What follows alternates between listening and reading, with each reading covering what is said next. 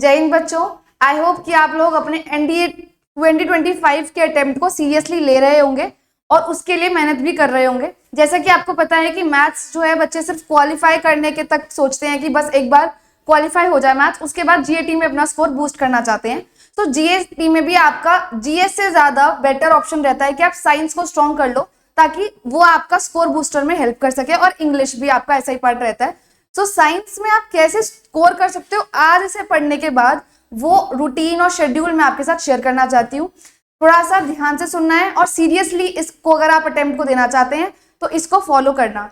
देखिए क्या है कि साइंस में आपके 3 सेक्शंस में डिवाइडेड है कंप्लीटली, जैसे फिजिक्स, केमिस्ट्री और बायो, है ना।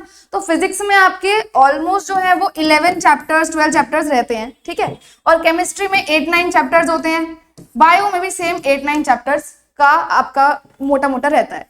इसके अलावा जो आपको 10th और 9th क्लास की एनसीईआरटी एनफ रहती है, इसके अलावा आपको बाहर से कुछ रेफर करने की जरूरत नहीं पड़ती। बट कभी कभी थोड़ा कॉन्सेप्ट फिजिक्स में 11th 12th तक पहुंच जाता है। रेदर आपको यही सजेस्ट करूंगी कि 9th और 10th को आप बहुत बार रिवाइज कर लो ताकि आपके जो मार्क्स का आउटपुट है वो इंक्रीज हो जाए, ठीक है। तो इसमें भी कुछ इंपॉर्टेंट पोर्शंस होते हैं कि उन्हें कर लेंगे तो भी आपका स्कोर काफी अच्छा निकल जाएगा। उसमें से इंपॉर्टेंट क्या है, आप ये देख सकते हो कि फिजिक्स में मोशन को छोड़ के जाना बिल्कुल भी मतलब सही नहीं रहेगा, बहुत रिस्की है अगर आप मोशन भी नहीं करके जा रहे, क्योंकि एक तो इजी चैप्टर है, प्लस हर एवरी ईयर रिपीटेड क्वेश्चंस इसमें से देखने को मिलते हैं। तो मोशन, इलेक्ट्रिसिटी बहुत ही इंपॉर्टेंट पार्ट होता है आपका।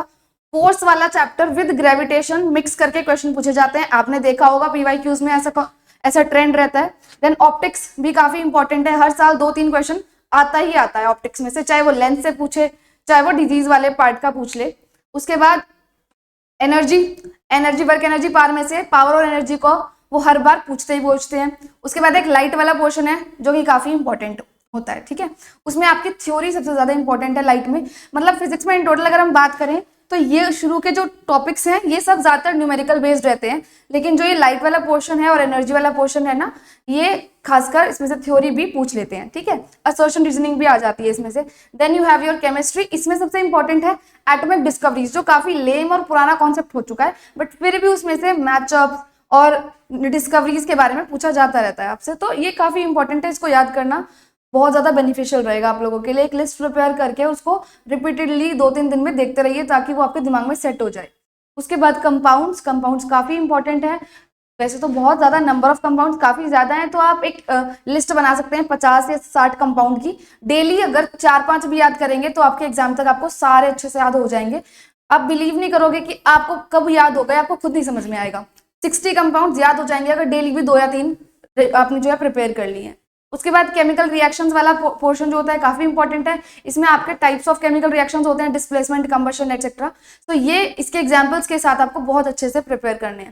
केमिस्ट्री में टॉपिक्स मैंने सिर्फ 3 लिखे हैं, अदरवाइज 8 या 9 चैप्टर्स हैं इसमें, ठीक है। लेकिन अगर आप ये 3 भी कर लेते हो तो काफी हेल्प मिल जाएगी, क्योंकि इनमें से क्वेश्चन आने के चांसेस काफी हाई होते हैं।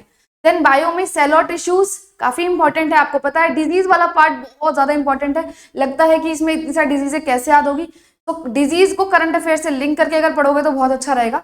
करंट अफेयर्स से अपडेटेड रहना काफी इंपॉर्टेंट है बायो के लिए भी, क्योंकि बायो में जो आपके डिजीज या फिर बायो में कोई अगर नई इन्वेंशन हुई है, कोई क्रॉप बना है, कोई ट्रांसजेनिक एनिमल आया है, तो ये जानना काफी इंपॉर्टेंट होता है। ये आपको इंटरव्यू में भी हेल्प करता है, साथ साथ आपके जो करंट अफेयर है वो तो याद होती है और बायो में भी हेल्प हो जाती है रिटर्न में आपको, ठीक है।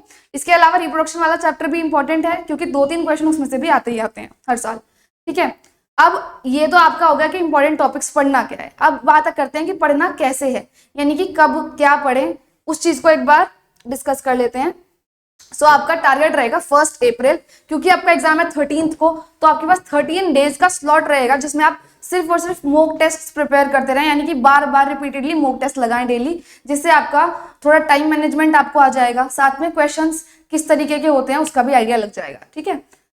फिर आपने जो अब आपको जो प्रिपरेशन शुरू करनी है, अब से आप 25 नवंबर को भी शुरू करेंगे तब भी काफी अच्छे से विद रिविजन्स पूरा कर सकते हैं अगर सीरियसली करना चाहते हैं तो, ठीक है। तो फिजिक्स को 25 नवंबर से शुरू करो, 1 महीने के अंदर अंदर लगभग 29 दिसंबर तक इसको फिनिश कर दो विद न्यूमेरिकल प्रैक्टिस, ठीक है। यहाँ पर सिर्फ थ्योरी की बात नहीं कर रही हूँ, न्यूमेरिकल्स बहुत जरूरी है, क्वेश्चन प्रैक्टिस काफी ज्यादा इंपॉर्टेंट है फिजिक्स में, सिर्फ पढ़ने से नहीं होता, पढ़ने के बाद क्वेश्चन लगाना इंपॉर्टेंट है, ठीक है।